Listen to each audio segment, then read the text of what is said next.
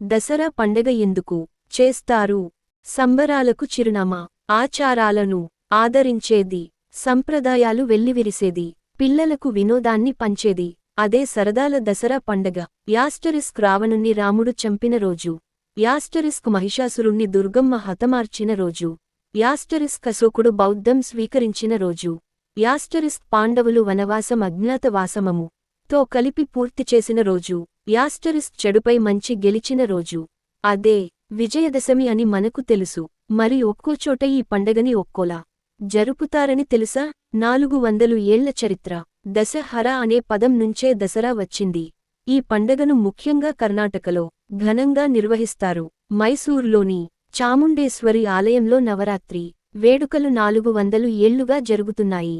అప్పట్లో ఈ సంబరాలను ప్రారంభించిన వడియార్ రాజవంశీకులు ఇప్పటికీ పూజల్లో పాల్గొనడం విశేషం. దసరా నాడు బంగారు అంబారీపై అమ్మవారిని ఊరేగించే కార్యక్రమం కన్నుల పండుగగా జరుగుతుంది.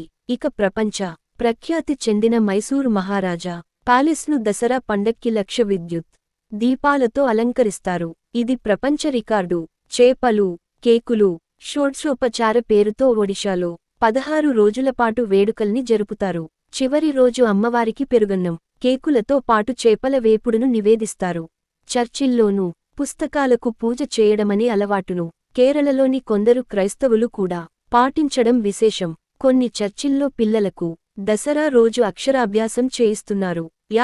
గుజరాత్లో ఊరూరా గార్బా, దాండియా, రాస్ నృత్యాలతో సంబరాలు మిన్నంటుతాయి. మహారాష్ట్రలో సీమోల్లంఘనం పేరుతో తమ ఊరి పొలిమేరలు దాటి వస్తారు. అలా చేస్తే మంచి జరుగుతుందని నమ్మకం. మనం దసరాకి ముందు నవరాత్రులు జరిపితే హిమాచల్ ప్రదేశ్లోని కులులో దసరా తర్వాత 7 రోజులపాటు వేడుకలు చేసుకుంటారు. విజయదశమి నాడు రామలక్ష్మణ సీతా విగ్రహాలతో రథయాత్ర జరుపుతారు. విదేశాల నుంచి కూడా భక్తులు వచ్చి రథాన్ని లాగుతారు. మన దేశంలోనే కాకుండా Nepal, Bangladesh, America, Britain, Germany, Mauritius, Australia దేశాల్లో కూడా దసరా వేడుకలు జరుగుతాయి.